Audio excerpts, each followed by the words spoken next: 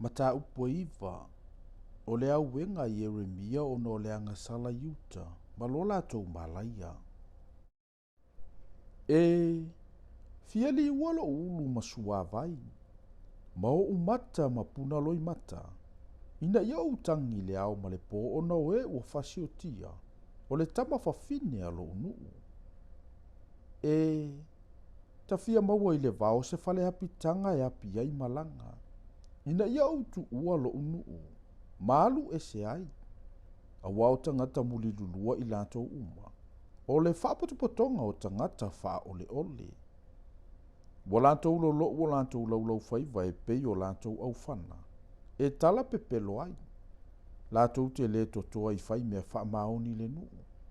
A walu walura lato wa mio leanga. Ma lato ule iloa au. Ua feta lai mai ai Yehova. Iau tau taitasi ma wha te o ia ia te ia i lana uo. A ua foi nei whaatua i se uso e tasi. A wā uso uma e taito tasi ma matuasi si o ilo na uso. Ma uo uma. E taitasi ma whealua luai ma whe ave ai. E taito tasi i lato ma pepelo i lana uo. E le tau tala foi i lato ma le wha maoni. Wa lato wha masani o lato laulau whaiva i tau tala pepelo. Wa tau tinga i lato i whai mea wha pio. O le mea e te nofo ai, o lo i totonu o le nuu wha ole ole lea.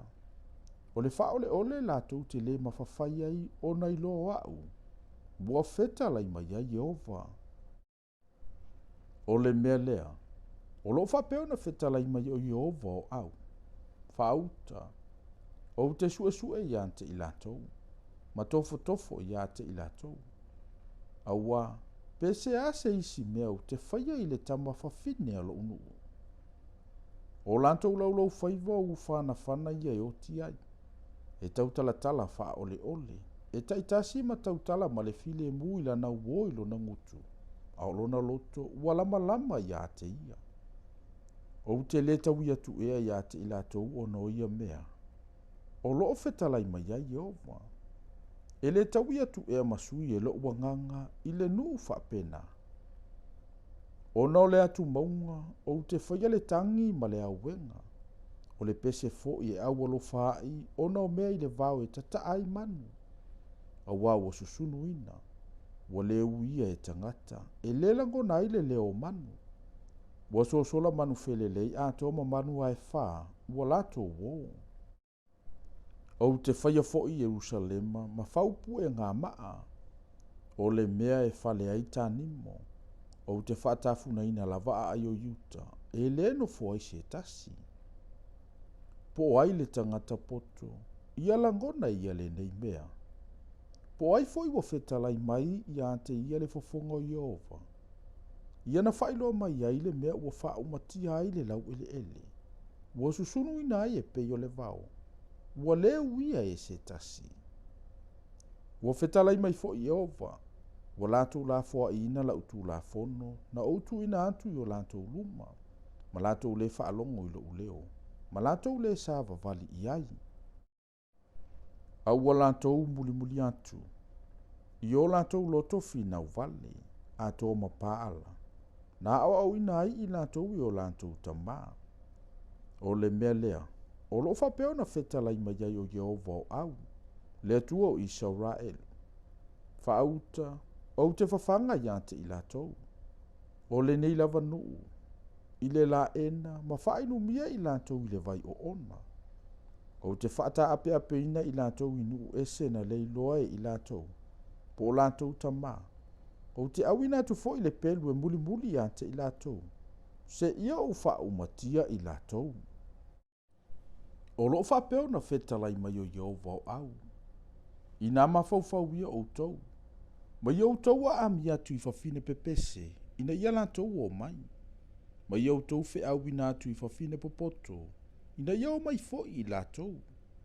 Ia latou whata alise mai, ma ia latou langi le pese awalo whaai mo i tātou.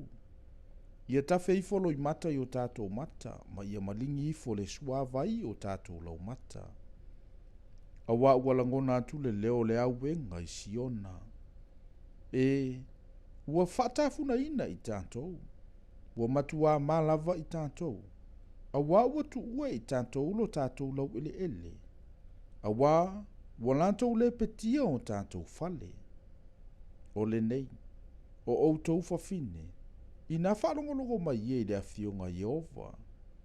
Ia langona e o outou talinga le upu mai lona fofonga, mai outou wa o antu ia outou tama fafine se fatu. Ia taitasi foi ma o antu ilana uo se pese au alo fai. Awa ua ele oti o tātou whaamalama. Ua uru fale mai o tātou maota. E whano aita maiti le ala ma taulele ai malae. Ina whai atuia. O lo whapeo na whetalai mai o Jehova. E pā uti no tangata oti. E pei ota ota i lungo le lau ele. E pei o le fusi saito fo i tua o le sele. Ai le ai se na te whaaputuina. O lo whapeo na whetalai mai o Jehova. Awana i mita le tangata poto i lona poto. Awana i mita le tangata malosi i lona malosi.